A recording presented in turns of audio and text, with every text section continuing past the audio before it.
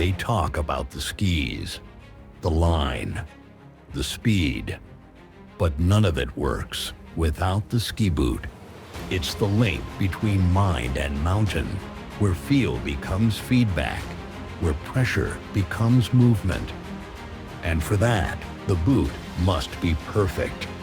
It needs to be built, sculpted, and customized on each athlete. That's where the art of boot fitting comes in to help us. Hi there, I'm really happy to have you back. Today, we are diving into one of the most important parts of ski racing, the boot fitting. Let me introduce you Philipp Plank, from Plank Bootfitting in Vipiteno, a true specialist with years of experience working with high-level athletes. Today, he will guide us through the full boot fitting process. Step by step, we'll see how a stock race boot becomes a high-performance tool, tailored to the individual needs of the skier. So yeah, let's start with the insole, the first step in boot fitting, the base that supports the entire foot inside the liner. While most ski boots come with a generic insole, high-level athletes often choose a custom-made insole, molded specifically to match the exact shape of their foot. This creates a perfect contact surface, reducing unwanted movement inside the boot and improving power transmission. Depending on the skier's preferences and needs, different levels of stiffness can be used. There are usually 3 options: soft, medium, and hard. Most athletes prefer a medium stiffness, often reinforced with a carbon plate in the heel area for added stability and reactivity. Not every athlete needs a custom insole, but for those who do, it can make a big difference in how the boot feels and performs. Finding the right stiffness is personal. The athlete must test different setups and decide what provides the best balance between support and comfort. Let's take a look at how Philipp creates a custom insole, step by step. First, he uses a heated molding platform, which softens and adapts to the foot's shape. The athlete steps onto the platform while standing in a proper ski position with knees slightly bent forward, mimicking the posture inside a ski boot. As the foot presses down, the heated material molds to its shape, capturing all the key points of pressure and support. Once the base mold is formed, the insoles are heated and placed on top of the mold.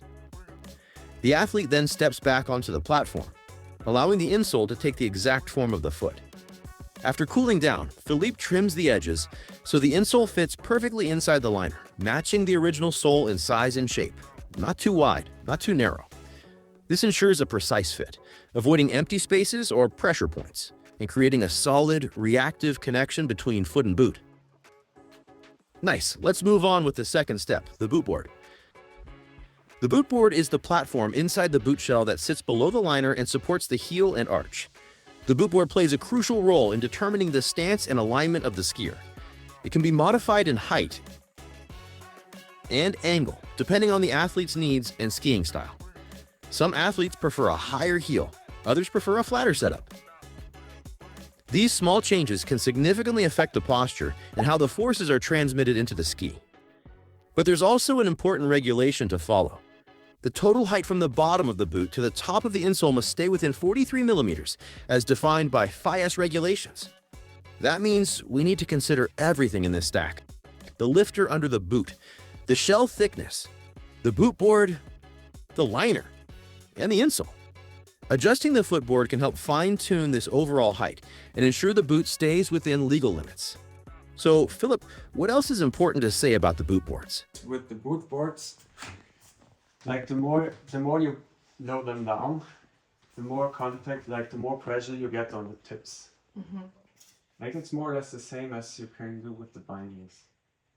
Mm-hmm. Like if you go higher in front, gets the tip comes faster, mm-hmm. and the opposite way, of course, comes lower. Like if you go higher Raise in it. front, or if you just leave it like that.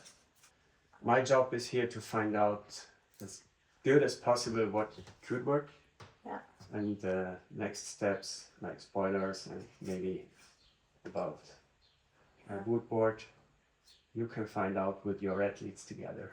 So yeah, testing and communication are key in this case. And remember, each athlete has different biomechanics and preferences. So this is a step that needs to be done carefully and, ideally, together with a coach or a technician. Communication is key. The more information the boot fitter has about the athlete's skiing, the better he can adapt the boot to his needs. And that's really important also for our next step, the canting adjustment, the process of modifying the lateral angle of the ski boot. This adjustment is about customizing how the boot responds to the skier's technique. By playing with the canting, you can make a boot more or less aggressive. Every athlete needs to understand which angle works best for their body and their style. It's about finding the setup that lets you get the most out of your individual technique. As Philipp explains, the canting angle should always stay within a precise range, between -1 degree and +1 degree. Going beyond that, unless you're correcting for an injury, can make the boot either too aggressive or too passive, and that can quickly become dangerous. Because in boot fitting, even the smallest adjustment can make a huge difference. As Philipp shows us, just a 1-degree change at the base of the boot can shift the knee alignment by nearly a centimeter.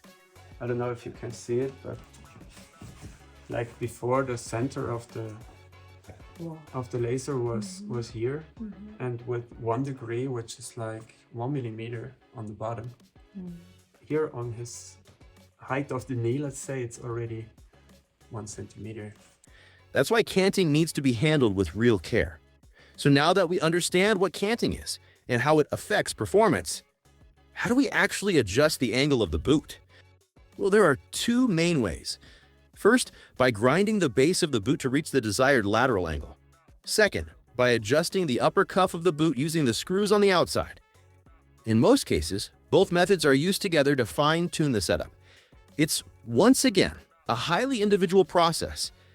Once the adjustments are made, it's absolutely essential to check that the angles are correct. Philipp personally recommends using precise digital tools for this. He uses an iPad equipped with a camera system that measures the exact canting angle of the boot. This method ensures consistent results over time and avoids the small but critical errors that can happen with manual tools. And there's one last thing Philipp wanted to make sure we didn't miss. Check this out.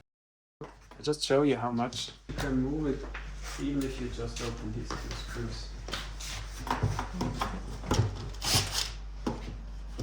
So of course, during the skiing process, let's say, it could happen sometimes that the canting from the upper cuff is moving. That's why the bottom is more important, of course, than the upper cuff. The upper cuff, even if it's moved for a 0.2 or 3, you can't really feel that actually. That's almost impossible. We made some tries with the World Cup athletes if they really would feel it or not. Did they? And actually no. See now, it's 1.2.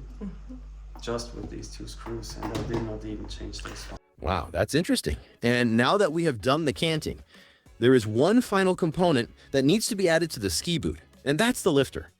A piece of plastic fixed directly underneath the sole of the boot. The lifter's main job is to adjust the overall height of the boot, and its thickness can vary to help meet both the athlete's preferences and the official 43mm height limit we saw before. So the concept behind lifters is fairly simple. But there are 2 things you really need to pay close attention to.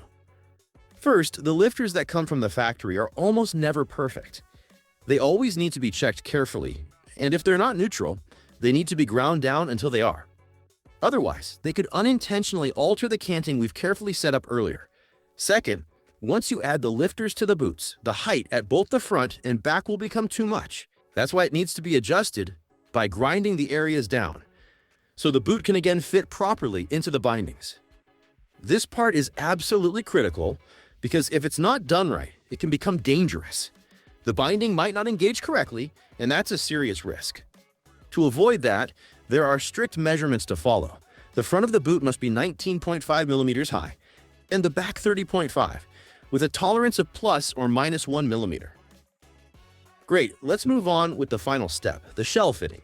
Every athlete has a unique foot shape, and racing boots are made of very stiff plastic to maximize performance. Because of this stiffness, the boot must be carefully adapted to avoid pressure points, pain, or inflammation during long sessions on snow. There are 2 main ways to modify the shell. First, there's the punching technique. This involves heating only the specific area of the shell that needs adjustment very locally, so the plastic softens without deforming the entire boot. Then, using a special tool, the fitter pushes the shell outward from the inside, creating more room exactly where the foot needs it. This is usually reserved for more extreme modifications where the shell needs significant reshaping. The second method is grinding the inside of the shell in specific spots. This removes plastic from the inside surface of the boot, creating more space and relieving pressure points caused by the foot's unique anatomy. This technique is typically used for less drastic adjustments. Combining these two approaches allows the boot fitter to tailor the boot precisely, so the athlete can wear it comfortably for longer periods without foot pain or discomfort. Amazing. We've now gone through all the main steps of the boot fitting process, and before wrapping things up, we took the chance to tap into Philipp's experience and asked him a few questions, some curiosities about ski boots that many of us have probably wondered about. So let's start with the first question. Is it possible to make a ski boot stiffer without changing the plastics? Make this one like stiffer is for me as boot fitter is like impossible. I can make it softer, of course, that's easy. Like you just have to cut this, then of course you flex easier, and then you can go more, like even here you can just grind to 2 or 3 millimeters, so the flex goes like easier, and you're not stuck. But to make them stiffer, I would say the best solution would be change the buckles, that they really close once, like as they did before. Because sometimes it's even just the buckles that they get loose. You can't really find the connection. But to stiffen the plastic, like as I told you, for me it's impossible. Of course, I could change just the whole thing. Second question, do you actually get that much of an advantage by leaning forward with the boot? The advantage is just till you reach the limit. Like the advantage to being too much forward is of course not good, but they found more or less the right way how it has to be. Of course, I think they were not gonna go even more, because you have the possibility to put the spoilers on the heel, like on the right side of the line. Great to know. Let's move on with the last question. Is it possible to ski the whole day with a race boot? I have some ski instructors which they prefer to use this one the whole day, the whole season actually. But there are maybe 2 or 3, I know. And that's it. Thanks to Philipp and his experience, we've seen how much knowledge, precision, and care goes into every single adjustment. I hope this video helped you understand a bit more about how race boots are really built around the athlete. What's the part of boot fitting you found most surprising? Or maybe something you've never thought about before? Let me know in the comments. I'd love to hear your thoughts. See you in the next one.